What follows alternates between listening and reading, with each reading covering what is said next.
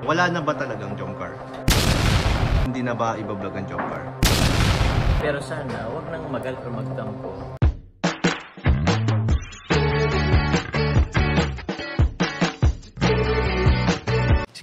Si Kuya Jens, ano yun, reactor natin yan.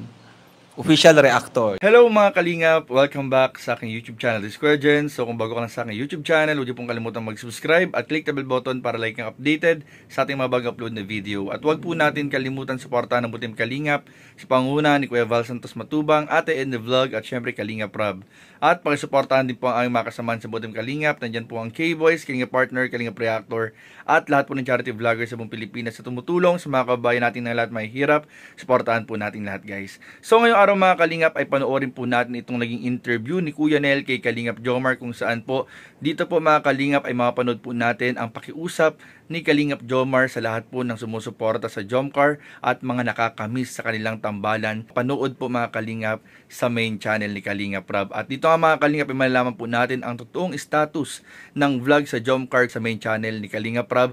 At dito nga mga Kalingap, mamaya meron tayong pag-uusapan na good news at bad news kaugnay po dito mga Kalingap. So ano pang initip natin mga Kalingap, tara panoorin natin, bigyan natin ng reaction video in 5, 4, 3, 2. Diba maraming may announcement na rin si Kalingap Rob tungkol sa about sa mga love team. Sa main channel is post muna. Post muna.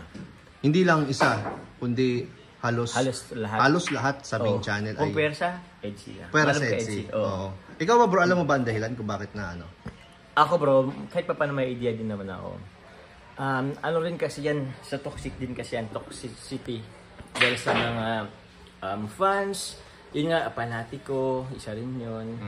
So, siguro, ano ba? Naghalo-halo na siguro. Halo-halo na din kasi siguro bro. Hindi pati lang na rin doon. na sa loob at sa labas. Loob at labas. Yung mga, syempre, iba nagko-content, hindi maganda yung content, di ba?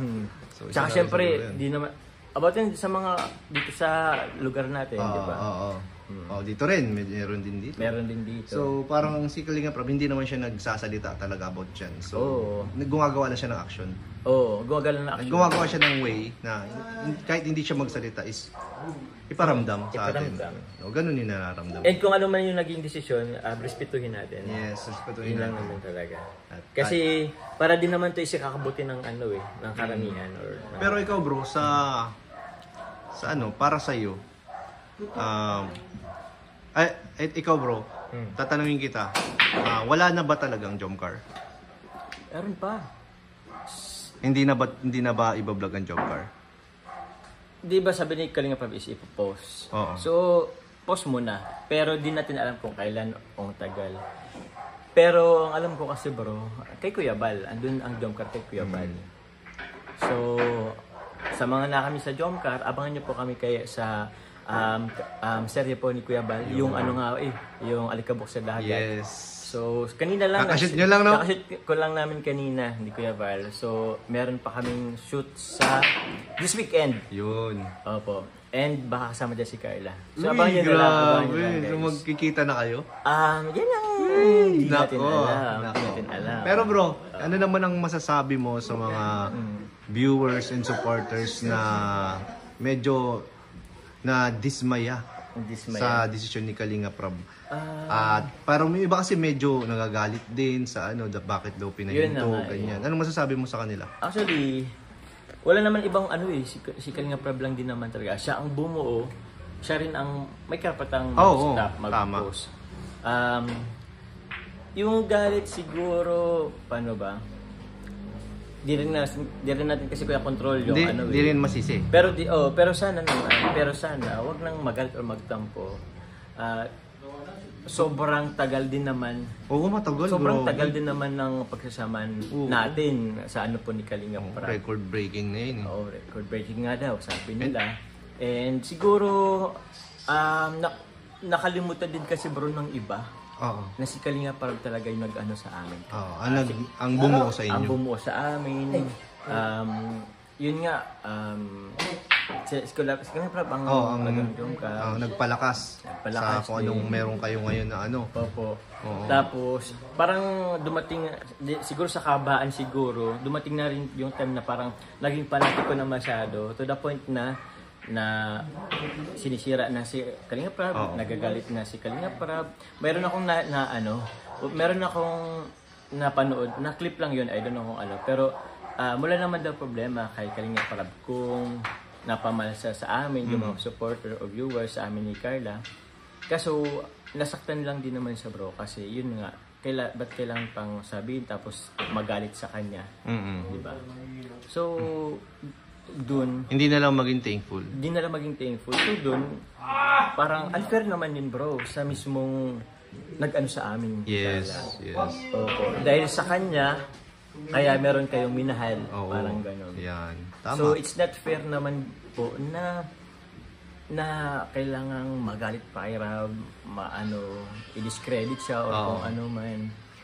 So, yun lang. Ako, kahit din naman ako kay Kalinga Prab, magagalit pero matampo din naman ako. Same lang yung ilagay nyo na lang yung sarili ninyo sa lugar ni Kalinga bro. Ito naman bro, ano naman ang masasabi mo yung sa dinami-dami ng mga issue, sa dinami-dami ng pinagdaanan ninyo ni Kalinga Prab, ng Jomcar, ano masasabi mo sa mga supporters na nanatili, na nandyan, buo ang suporta at 100% ang pagmamahal sa inyo? Yun, salamat po.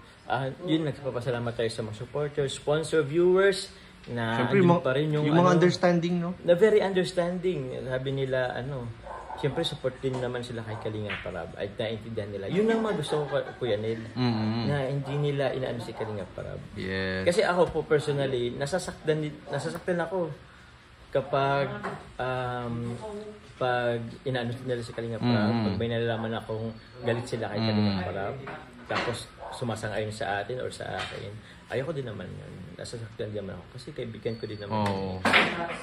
Kaya yun, sana paano pa lang din, anong tawag dun? Hiling ko lamang po na okay, salamat po sa pagmamahal sa amin. Sana naman yung pagmamahal na yun ay hindi makaano para ma-discredit or magalit kayo kay Kalinga Prab kasi siya naman talaga ang nag-ano talaga sa amin, buo sa amin. So yun, respetuhin natin kung anong desisyon, abangan na lang natin kung anong mga mangyayari kasi ang Jomcar naman is nasa Kalinga pa din naman. Nawala lang siguro dun sa sa main channel, post muna, pero dito lang naman kami.